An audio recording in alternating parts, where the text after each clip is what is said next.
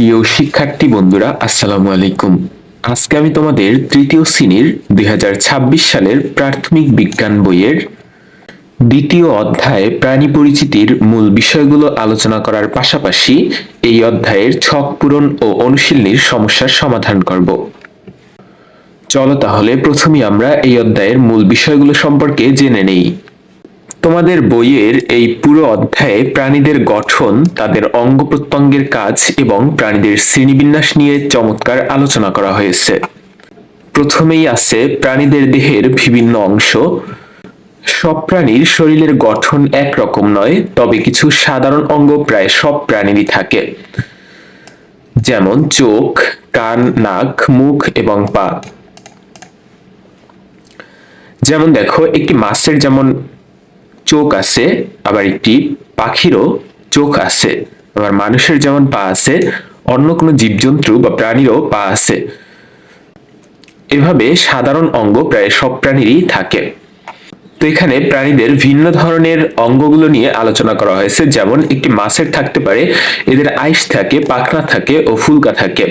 আবার পাখির এদের ডানা থাকে, লেজ থাকে, পালক এবং চঞ্চু বা ঠোঁট থাকে। এরপর উভচর বা ব্যাঙ, এদের ত্বক ভেজা থাকে এবং এরা লাফিয়ে চলে। সরীসৃপ, কুমির ও টিকটিকি, এদের চামড়া শুষ্ক ও আইসযুক্ত হয়। এরপর আছে প্রাণীদের অঙ্গের কাজ। প্রাণীরা বেঁচে থাকার জন্য তাদের শরীরের বিভিন্ন অংশ ব্যবহার করে, যেমন চোখ দেখা এবং শত্রুর হাত থেকে রক্ষা পাওয়ার জন্য, কান শোনার জন্য এবং বিপদ বুঝতে, নাক ও মুখ শ্বাস গ্রহণ এবং খাবার ও পানীয় গ্রহণের জন্য, পা, পাখনা, ডানা চলাচলের জন্য। মাছ পাখনা ব্যবহার করে সাঁতার কাটে, আবার পাখি ডানা দিয়ে উড়ে এবং বাঘ বা বিড়ালের মতো প্রাণীরা পা দিয়ে হেঁটে বেড়ায়। এরপরে রয়েছে প্রাণীর শ্রেণীবিন্যাস। প্রাণী প্রধানত দুইটি শ্রেণীতে ভাগ করা যায়, যেমন মেরুদণ্ডী ও অমেরুদণ্ডী।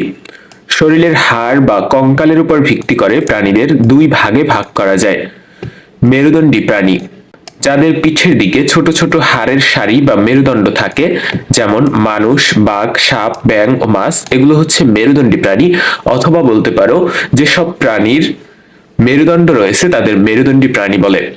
আবার অমেরুদণ্ডী প্রাণী, যাদের মেরুদণ্ড নেই, যেমন কেঁচো, শামুক, চিংড়ি, প্রজাপতি ও অক্টোপাস, এগুলো হলো অমেরুদণ্ডী প্রাণী। এরপর আমরা মেরুদণ্ডী প্রাণীর সম্পর্কে জানতে পারবো। মেরুদণ্ডী প্রাণীর 5টি ভাগ রয়েছে। মেরুদণ্ডী প্রাণীদের আরো নির্দিষ্টভাবে 5টি দলে ভাগ করা হয়, যেমন মাছ পানিতে বাস করে, ফুলকা দিয়ে শ্বাস নেয়। উভচর, জল ও স্থল উভয় জায়গায় থাকে, যেমন ব্যাঙ। সরীসৃপ, বুকে ভর দিয়ে চলে, ডিম পাড়ে, যেমন সাপ, টিকটিকি। পাখি, পালক থাকে, অধিকাংশ পাখি উড়তে পারে। স্তন্যপায়ী, যারা মায়ের দুধ পান করে বড় হয় এবং যাদের দেহে পশম বা লোম থাকে, যেমন মানুষ, গরু, কুকুর ইত্যাদি। এরপরে রয়েছে অমেরুদণ্ডী প্রাণী বা কীটপতঙ্গ। উপরে আমরা মেরুদণ্ডী প্রাণীকে বৈশিষ্ট্যের উপর ভিত্তি করে 5টি ভাগে ভাগ করেছি। এখন পতঙ্গদের কিছু বৈশিষ্ট্য সম্পর্কে জানব। এদের শরীর 3টি অংশে বিভক্ত, যেমন মস্তক বা মাথা, বক্ষ ও উদর বা পেট। এদের সাধারণত 3 জোড়া বা 6টি পা থাকে। এদের মাথায় 1 জোড়া অ্যান্টেনা বা শুঙ্গ থাকে। কিন্তু মাকড়সার ক্ষেত্রে ভিন্নতা রয়েছে। মাকড়সা দেখতে পতঙ্গের মতো মনে হলেও এর 8টি পা থাকে, তাই মাকড়সা কিন্তু পতঙ্গ নয়। এবার আমরা দ্বিতীয় অধ্যায়ের ছকগুলো পূরণ করে ফেলব। প্রথমেই আমরা প্রাণীদেহের বিভিন্ন অঙ্গের কাজ নিয়ে একটি ছক দেখতে পাচ্ছি, যেখানে প্রথমে আমাদের দেহের বিভিন্ন অঙ্গের নাম দেওয়া আছে, পাশে আমাদের এর কাজগুলো সম্পর্কে লিখতে হবে। চলো আমরা এটি লিখে ফেলি। দেহের বিভিন্ন অঙ্গ, যেমন চোখ। চোখ আমরা কি কাজে ব্যবহার করি? চারপাশের সবকিছু দেখা এবং শত্রু থেকে রক্ষা পাওয়া। এরপর কান, শব্দ শোনা এবং আসন্ন বিপদ বুঝতে পারা। নাক, শ্বাস গ্রহণ ও ত্যাগ করা এবং ঘ্রাণ নেওয়া। মুখ, খাদ্য ও পানীয় গ্রহণ করা। পাখনা, এটি মাছের ক্ষেত্রে ব্যবহৃত হয়, যেমন পানিতে সাঁতার কাটা। এরপর ডানা, এটি পাখির ক্ষেত্রে ব্যবহৃত হয়, যেমন আকাশে ওড়া। এরপর পা, এটি হাঁটা, দৌড়ানো এবং লাফ দেওয়ার কাজে লাগে। এরপর 15 পৃষ্ঠার ছকটিতে দেখতে পাচ্ছি কিভাবে প্রাণীকে বিভিন্ন দলে ভাগ করা যায়। এখানে কিছু প্রাণীর ছবি দেওয়া আছে। এখান থেকে আমাদের হাড় বিশিষ্ট প্রাণী যাদের হাড় আছে বা মেরুদণ্ড আছে এবং হাড় বিহীন প্রাণী যারা আছে তাদের আলাদা ঘরে লিখতে হবে। চলো আমরা এটি পূরণ করে ফেলি।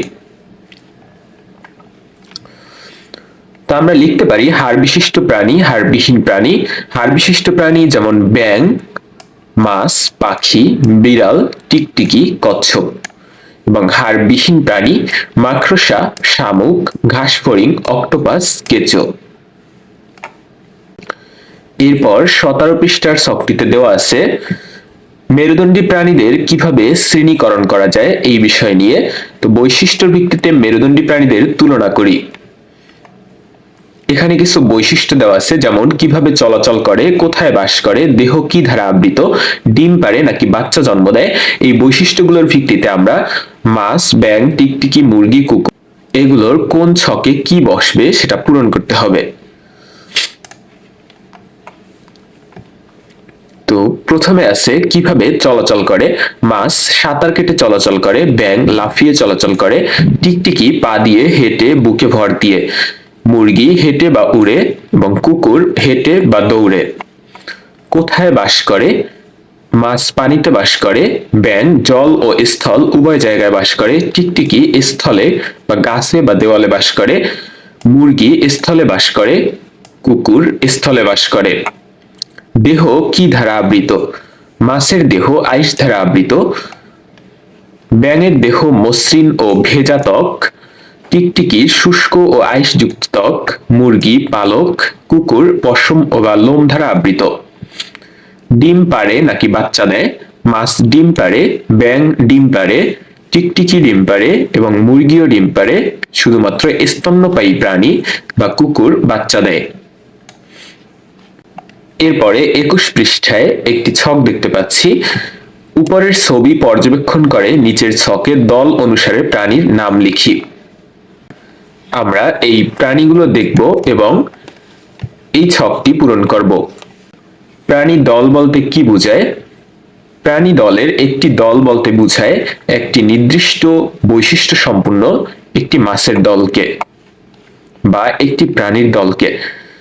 তো প্রাণী দল দেওয়া আছে মাছ, আমাদের এখানে প্রাণীগুলো লিখতে হবে। প্রাণী দল যদি মাছ হয় তাহলে আমরা প্রাণীর নাম লিখতে পারি ইলিশ মাছ, পাখি হলে দোয়েল পাখি, উভচর হলে ব্যাঙ, সরীসৃপ হলে টিকটিকি, স্তন্যপায়ী হলে গরু।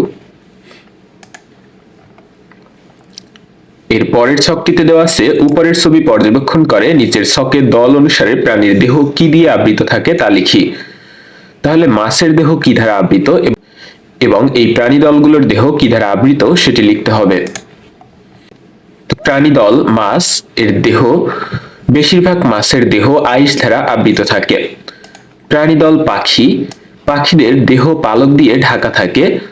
প্রাণী দল উভচর, এদের দেহ এক ধরনের মসৃণ ও ভেজা ত্বক দ্বারা আবৃত থাকে। প্রাণী দল সরীসৃপ, এদের দেহ শুষ্ক ও আইসযুক্ত ত্বক দ্বারা আবৃত থাকে। প্রাণী দল স্তন্যপায়ী, এদের দেহ পশম, লোম বা ত্বক দিয়ে ঢাকা থাকে। চলো তাহলে এবার আমরা অনুশীলনীর সমস্যাগুলো সমাধান করে ফেলি। অনুশীলনীর 1 নম্বরে দেওয়া আছে সঠিক উত্তরের টিক চিহ্ন দেই। 1 নম্বরে নিচের কোন প্রাণীটি স্তন্যপায়ী, এটি হবে তিমি। নিচের কোন প্রাণীটি মেরুদণ্ডী, এটি হবে সাপ। পতঙ্গ জাতীয় প্রাণীর কয়টি পা থাকে, পতঙ্গ জাতীয় প্রাণীর 6টি পা থাকে। এরপর 2 নম্বরে দেওয়া আছে নিচে উল্লিখিত শব্দগুলো থেকে সঠিক শব্দ নিয়ে শূন্যস্থান পূরণ করি। এখানে 6টি শব্দ দেওয়া আছে, এই শব্দ থেকে 3টি শব্দ নিয়ে আমাদের এই শূন্যস্থান পূরণ করতে হবে। ক নাম্বার, পানিতে বাস করলেও বাচ্চা জন্ম দেয় কোনটি। পানিতে বাস করলেও বাচ্চা জন্ম দেয় ডলফিন। খ, প্রাণীর দেহকে দৃঢ় করে, প্রাণীর দেহকে দৃঢ় করে কোনটি। মেরুদণ্ড। গ নাম্বার, অ্যান্টেনা বা শুঙ্গ পাওয়া যায় ড্যাশ জাতীয় প্রাণীর দেহে। অ্যান্টেনা বা শুঙ্গ পাওয়া যায় পতঙ্গ জাতীয় প্রাণীর দেহে। ক নম্বরে পতঙ্গ জাতীয় প্রাণীর 2টি বৈশিষ্ট্য লেখো। পতঙ্গদের সাধারণত 3 জোড়া বা 6টি পা থাকে। এদের মাথায় একজোড়া অ্যান্টেনা বা শুঙ্গ থাকে। খ নাম্বার, উভচর প্রাণীদের দেহ কি ধরনের হয়? উভচর প্রাণীদের দেহ সাধারণত মসৃণ থাকে, এদের ত্বক সবসময় ভেজা থাকে। গ নাম্বার, প্রাণীরা পা কি কি কাজে ব্যবহার করে? প্রাণীরা পা ব্যবহার করে এক জায়গা থেকে অন্য জায়গায় চলাচল করে। পা দিয়ে তারা হাঁটা, দৌড়ানো এবং লাফ দেওয়ার কাজ করে। গ নাম্বার, উভচর জাতীয় প্রাণীর তিনটি বৈশিষ্ট্য লেখো। এরা ডাঙায় বা স্থলে এবং পানি উভয় জায়গায় বাস করতে পারে। এরা সাধারণত পানিতে ডিম পাড়ে। এদের ত্বক মসৃণ ও ভেজা থাকে। অনুশীলনীর 4 নম্বরে দেওয়া আছে বর্ণনামূলক প্রশ্নের উত্তর দাও।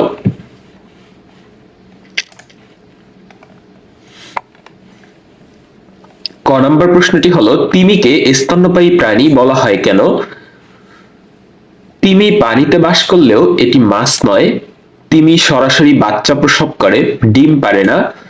তিমির বাচ্চারা মায়ের দুধ পান করে বড় হয়। এই বিশেষ গুণগুলোর জন্য তিমিকে স্তন্যপায়ী বলা হয়।